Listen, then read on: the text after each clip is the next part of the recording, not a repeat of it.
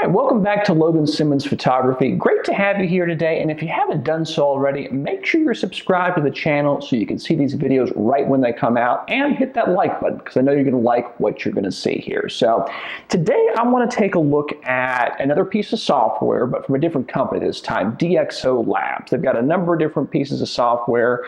The one I want to focus on today is actually a little bit older. It's their FilmPack software, and it's FilmPack 5.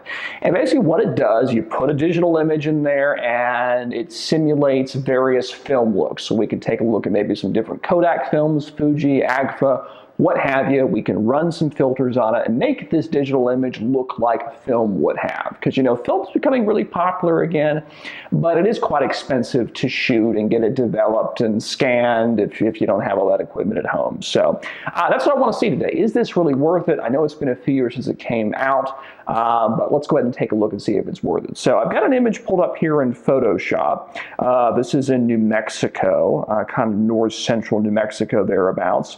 And basically this is, I process the way I would like, and that's one thing I do want to mention right off the bat. FilmPack is going to be limited by the images we put in it. So if we put in an image that's super saturated already, then that's going to be affecting the film. That film may not be super saturated to begin with, so it might not be a complete duplication of everything of the way it was, but anyway, the way the film was. So it is available as a standalone application or as a plugin, I think, for Photoshop, I think Lightroom as well. So we'll go ahead and go up to Filter. I've already got it installed, and we'll go ahead and do FilmPack 5 here. And it's going to show something in a moment. Let's see, it's going to load up. Here we go. Now I'm running the trial version of FilmPack 5, and you'll see a couple things. There's an Essential Edition and an Elite Edition. Now basically, difference between Essential and Elite, obviously there's a price difference, but the Elite version does have more film stocks available, different kinds of film, as well as more ways to tweak it once you actually do the presets. So we're going to try the Elite version, and you can check out their website. There'll be a link below there, and you can see kind of some of the differences. So again, it's kind of an older plugin. It kind of looks like an older design, but they actually what they did was they actually shot all these different films and kind of analyzed them with software to actually make them look presumably like, it really would in the real world. So let's kind of go down here. We can start with some color. We've got black and white here, and it's very easy. I can just select exactly what I want. So let's say Agfa Ultra Color 100 there. And what's kind of cool, it actually gives you a description, the manufacturer there, when it was produced. This one was only, I guess, produced for a couple of years, and it gives you a description there. I actually think that's kind of cool. You can disable that down here if you like, but I'll go ahead and close that out. Let's go to 1:1 here and see. So you can see there, it definitely added some grain. It did actually have a little bit of color grain there, and definitely accentuated the reds there. So, that's pretty cool there. Now, what I will say as well, and this is the difference between the Essential and the Elite version, although I do think the Essential has a limited version of this, you can actually go in here and now edit the way this film is simulated. So go up to Modify here. In fact, I'll go back to 1:1 so I can zoom in. So I can, of course, if I really wanted to, do exposure. I'm not going to do that because I've already done the processing. But down here, I can go ahead and maybe change the color. Again, I don't really want to do that because that's the way the color was simulated with the film. But for example, if we wanted to, we could go ahead and make it even more red, for instance there. Again, not something that I necessarily want to do. We'll go ahead and reset it back to 1 there. And, well, I'm going to try. Let's see if we can get it there. There we go. Well, I guess we made a slight edit, but that's okay. Whoa, gosh, it's going crazy on me. Let's see if we can get that back to where it was. Okay, I'm going to try and click away now so I don't have that problem. Now, go into graphical effects. These are kind of cool little things. So I can actually simulate a light leak, for example. So let's say I want to do this color leak right here. This is like if we had a leak in our camera and light was getting in even though it wasn't supposed to. It might look something like this, and you can play around with that. There's also black and white light leaks, but of course we probably want to do the color in this case. That one's pretty nasty, but hey, if you're into actually simulating those imperfections and flaws in your camera, you can do that. They've got all sorts of filters you can do in here. Let's see. So I don't know why you would be using these, for like a lot of these are going to be for black and white, but we could do a cool tone filter, for instance. Not something I would want to do because again, we already edited the image before. I want to emphasize that. I probably wouldn't use a lot of these for that reason. So There you go. So kind of fun there. So I can just click away from that. And there's all sorts of different presets. So as I said, you've got, I'll show you one little thing right here. For example, Dreamy. This is not a film. This is actually a simulation that DxO worked on themselves and actually, put in here. So it's not really a film, but, it could be a cool effect. Of course, we've got some slide films down here. Fuji Sensei, I think I shot that back in high school. Provia, all sorts of different ones. And of course, you have your black and whites down here and stuff like that. So that's basically the kind of the way it works. I actually want to get out of it, and then we'll go into specifically more so the black and white there and the color different presets. We'll just go ahead and do save image. It brings us back into, because we did that black and white filter, and we'll zoom in. And you can see it added some film grain. I think that was like Delta 400 from Ilford.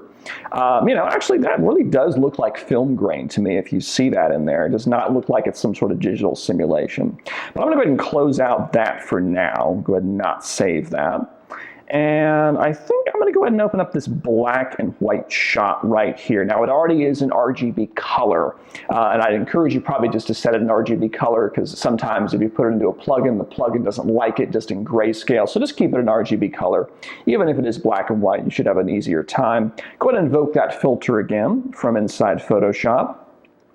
And today I want to take, with this one anyway, I want to take a look more at the black and white ones, like I said. Now, there are color ones available, but it's just not going to work here in this image because obviously it's not color. Let's go down to, I want to stop at the Ilfords here. Where are we? And this is one film I wanted to try. Let's take a look. And Kodak used to make something similar, but they've stopped since then. And, for example, let's go and zoom into 1:1. This is a 125 speed film, so it's fairly a slow film. Well, for today's standards anyway. There's a tiny bit of grain added there, but I want to emphasize, what kind of that glow that it just added right there? That is something that I think is really special about some of these black and white films. So if I really wanted to bring out kind of those details there, make it a little bit dreamier, this would be a great preset we could play around with here.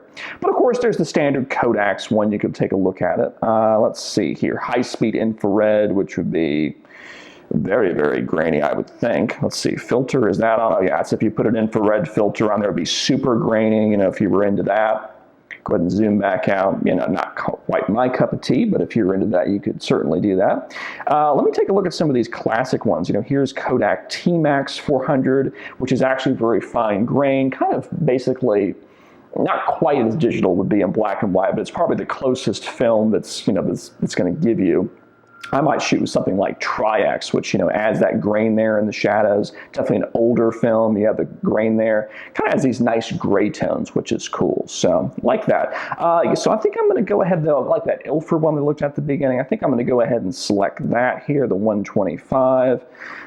Let me think here. Do I want to, as I said, I can make maybe some quick adjustments, maybe in contrast or something, but there we go. And I'll go ahead and just hit the button. We'll go back into Photoshop and we can kind of compare as to what happened there.